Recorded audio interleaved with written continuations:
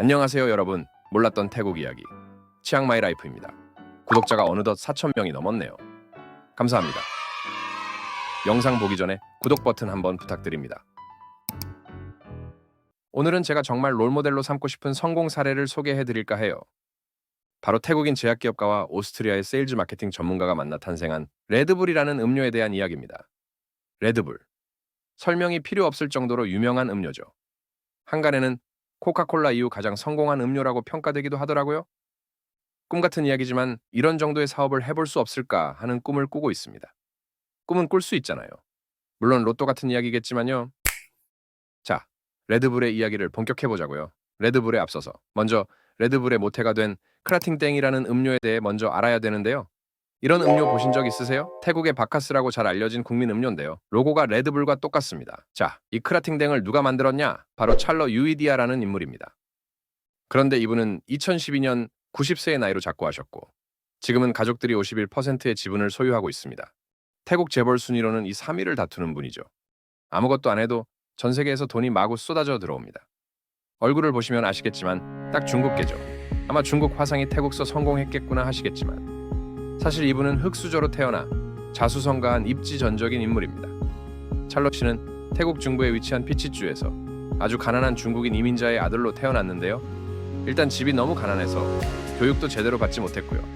어릴 때는 농장에서 오리 키우고 과일을 팔아서 생계를 유지해야 할 정도였죠. 청년이 되어서 돈을 벌기 위해 방콕으로 이주했는데요. 원래 돈이 없는 청춘이다 보니 방콕에서도 버스 기사나 제약 영업사원 같은 일을 전전했죠. 그리고 중간에는 기록이 없는데요. 하지만 뭐 뻔하죠. 없는 형편에 이 악물고 악착같이 살았겠죠. 그러다가 TC제약이라는 작은 회사를 설립해요. 아마 초기에는 영업이나 유통을 하는 회사였겠죠. 그러다가 1976년에 이 양반이 비타민 B와 타우르를 주재료로 한 음료를 만드는데요. 여러분들 잘 아시는 딱 바카스 같은 거죠. 이 바카스의 조상으로 불리는 게 1962년에 일본 타이쇼 제약이 만든 리포비탄 D인데요. 동아제약의 강신호 전 회장이 여기에 영감을 얻어 1963년에 바카스를 출시합니다. 자, 그리고 10년이 지난 후에 유비디아 씨가 리포비탄에서 영감을 얻어 크라팅땡을 개발합니다. CCR라는 사이트를 보면 리포비탄의 공식에 태국인들의 취향에 맞게 달콤함을 추가한 것이라고 나옵니다. 이미 리포비탄 D가 태국에서도 인기가 있던 상황이었어요. 일종의 태국판 리포비탄을 만들었던 거죠. 당시 그가 목표로 했던 타겟은 농부들이었어요. 이미 화이트 칼라나 엘리트 집단은 리포비탄 D를 먹고 있었기 때문에 농부들도 이런 음료를 마다하지 않을 것이라고 생각했죠. 좀 더 달고 싸게 만들면 먹히지 않을까 생각했던 거겠죠. 그래서 붉은 황소라는 의미의 크라팅땡이라는 이름으로 상품을 출시합니다. 처음에는 크게 인기가 없었다고 하는군요. 아무래도 짝퉁 합급 제품인 셈이니까. 이왕이면 더 힘나는 걸 먹으려고 했겠죠. 그러다가 그에게 운명의 순간이 찾아옵니다. 1982년. 제가 태어나고 나서니까 얼마 안 됐네요. 디트리히 마테시츠라는 오스트리아 사업가가 태국에 출장을 옵니다. 이 친구는 샴푸, 치약 같은 걸 파는 말하자면 한국으로 치면 LG생건 직원쯤 됐겠네요. 이 친구가 회사 다니다 보니 마침 지겨웠던 거예요. 우리와 같은 심경이었던 거죠. 뭐 탈출구가 없나 하고 생각을 하고 있던 차였는데 슈퍼에 갔다가 듣도 보도 못한 음료를 하나 보게 됩니다. 바로 크라팅땡이었던 거죠. 바로 그때 이미 운명과도 같은 감이 와버린 거죠. 마침 그가 홍콩 출장 때 리포바틴이 일본에서 가장 많은 세금을 내는 기업이라는 기사를 읽었던 기억이 난 겁니다. 아하, 태국에도 이런 음료가 있다고라고 생각했던 마테시츠는 마케팅만 잘하면 제2의 리포바틴을 만들 수 있겠는데라고 생각한 거죠. 어차피 서구에서는 리포바틴이 잘 알려진 게 아니니까 크라팅땡의 이름만 바꿔서 유럽판 리포바틴을 만들겠다는 봉이 김선달과 같은 계획이 섰던 거죠. 딱! 마셔보니 달콤하고 괜찮아. 이야! 이건 되겠다 싶었던 마테시츠는 직장까지 그만두는 배수의 진을 치며 찰러를 찾아가 글로벌 시장 진출을 제안했습니다. 2년 동안 수차례의 구애 끝에 1984년 두 사람은 각각 50만 달러를 투자해 레드불을 설립합니다. 근데 재밌는 건 계약을 체결하고 유럽에 가서 초기 시장 조사를 하는데 정말 최악의 결과가 나왔다는 거예요. 사람들은 레드불의 향과 맛이 끔찍할 정도로 별로고 심지어 건강에 해로운 느낌이 드는 데다가 붉은 소라는 브랜드 이름도 별로라는 평가를 받았던 거죠. 하지만 마테시츠는 자신의 직감을 믿었어요. 그는 3년 동안 음료를 서양인들의 입맛에 맞게 조정해서 1987년에 오스트리아에 정식적으로 출시했는데 그 이듬해에는 곧바로 120만 상자를 판매하는 대성공을 거둡니다. 가장 큰 신의 한 수는 탄산을 넣은 거예요. 코카콜라나 스프라이트 같은 음료에는 익숙했으니까요.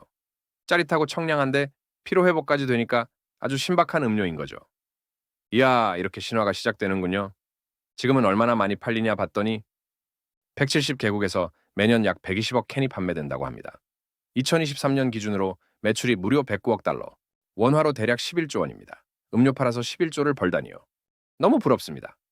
마테시츠도 대박이고 찰로 대박이죠. 그들은 태국과 오스트리아에서 각각 세 손가락에 꼽히는 재벌이 됩니다. 이야, 인생 정말 어찌 될지 모를 일이에요. 일본 자양강장제 보고 만들었더니 이런 기적이 생길 줄이야. 고작 40년도 안 된 일이고요. 마테시츠의 나이가 불과 40대였습니다. 그러니 우리들에게도 아직 기회가 있다고 느껴지지 않으세요? 자, 그러면 이미 일본이 만든 리포바틴이라는 음료도 있고 처음 레드불에 대한 반응도 딱히 좋지 않았는데 불과 2년 만에 이렇게 거대한 성공을 만들 수 있었던 이유는 뭘까요? 그 이유는 바로 혁신적인 마케팅 전략에 있었습니다.